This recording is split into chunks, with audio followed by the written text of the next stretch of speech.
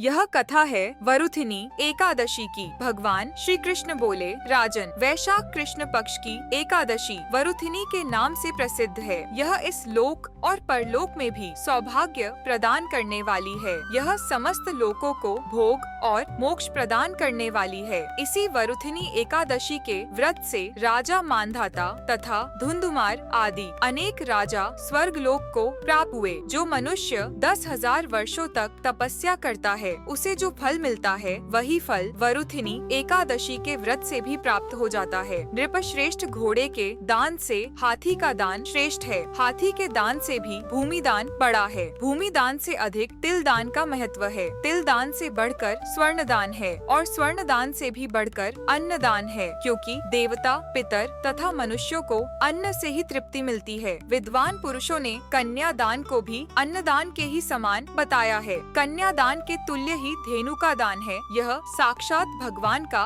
कथन है। ऊपर बताए हुए सब दानों से बड़ा विद्या दान है। मनुष्य वरुथिनी एकादशी का व्रत करके विद्या दान का भी फल प्राप्त कर लेता है। जो लोग पाप से मोहित होकर कन्या के धन से जीविका चलाते हैं, वे पुण्य का क्षय होने पर यातनामय नरकों में जाते हैं। अतः सर्वथा प्रयत्न करके कन्या के धन से बचना चाहिए। उसे अपने काम में नहीं लाना चाहिए। जो अपनी शक्ति के अनुसार आभूषणों से विभूषित करके पवित्र भाव से कन्या का दान करता है, उसके पुण्य की संख्या बताने में चित्रगुप्त भी असमर्थ हैं। वरुथिनी एकादशी करके भी मनुष्य उसी के समान फल प्राप्त करता है। व्रत करने वाला वैष्णव पुरुष दशमी तिथि को कांस, उड़द, मसूर, चना, कोदो, शाक, मधु, दूसरे का दिया अन्न, 2 बार भोजन तथा मैथुन, इन 10 वस्तुओं का परित्याग कर दे। एकादशी को जुआ खेलना, नींद लेना, पान खाना, दंत धावन करना, दूसरे की निंदा करना, चुगली करना, चोरी, हिंसा,